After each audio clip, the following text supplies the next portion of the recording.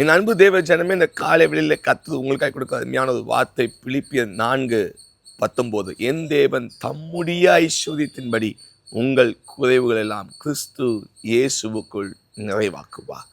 உங்கள் குறைவுகள் எல்லாம் கிறிஸ்து இயேசுவுக்குள் நிறைவாக்குவாராம். இன்னைக்கு நம்முடைய குடும்பத்தில் என்ன குறைவு, என்ன பற்றாக்குறை? திடீர்னு இந்த யுத்தம் நடைபெறுவதனால நம்ம வீட்டில் கேஸ் பற்றாக்குறை வந்துவிடுமோ என்ற ஒரு சூழ்நிலை காணப்படுகிறது. புக் பண்ணாலும் புக்கிங் ஆக மாட்டேன் கேஸு சிலிண்டர். ஸோ எத்தனை நாள் நம்ம வீட்டில் இருக்கிற இந்த கேஸ் சிலிண்டர் வரும் தெரியல நமக்கு. அப்படிப்பட்ட ஒரு சூழ்நிலை இருக்கிறோம். பெட்ரோல் டீசல் தட்டுப்பாடாயிருதுன்னு சொல்லி இன்றைக்கி எல்லா பெட்ரோல் பங்க்லேயும் கார்களுக்கு, எல்லா வண்டிகளுக்கும், வாகனங்களுக்கும் பெட்ரோல் டீசல் நிரப்பிக்கிட்டே இருக்கிறாங்க. ஒரு நாளோ 2 நாளோ 3 நாளோ எப்போ தட்டுப்பாடு வருதுன்னு தெரியல. அப்படிப்பட்ட ஒரு குறைவு தேசத்தில் காணப்பட்டு கொண்டிருக்கிறது. ஆனால் கர்த்தர் உங்களை பார்த்து சொல்லுகிறார், கிறிஸ்து இயேசுவுக்குள் உங்கள் குறைவுகள் எல்லாம் நிறைவாக்கும். நாங்கள் தினம்தோறும் இந்த 40 நாள் லென்த் காலங்களில் ஜெபம் பண்ணிக்கிட்டு இருக்கிறோம். நாங்கள் ஜெபம் பண்ண ஒரு காரியம் என்னென்னா, நம்ம கிறிஸ்துவனுடைய வீட்டில் இந்த கேஸு குறையவே கூடாது. சிலிண்டரில் கேஸ் காலியே ஆகக்கூடாது. ஆமென், ஹல்லேலூயா. மா பிசைகிற தொட்டியில் மா குறையவில்லை, எண்ணெய் கலசத்தில் எண்ணெய் குறையவில்லை. பஞ்சகாலம் முழுவதும் அந்த சாதிபாத் விதன் வீட்டில் காணப்பட்டுச்சு. அதே போல் உங்கள் வீட்டில் கர்த்தர் குறைவுகளை நிறைவாக்குவாராக.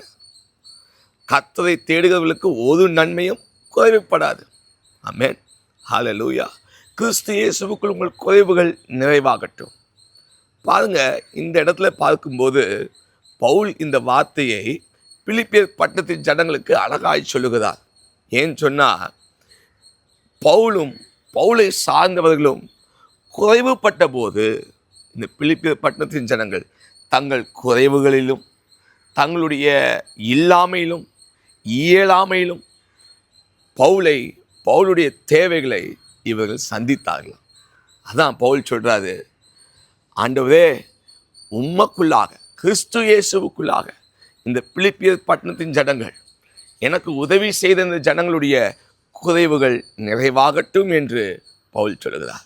அப்போது யாருடைய குறைவுகள் நிறைவாகும் என்று சொல்லும்போது, யார் உதவி செய்ய தாராள குணமுள்ளவர்களாக, உதவி செய்ய மனமுள்ளவர்களாக இருக்கிறார்களோ, ஏழைக்கு இறங்குறவன் கர்த்தருக்கு என்ன பண்ணுறானா?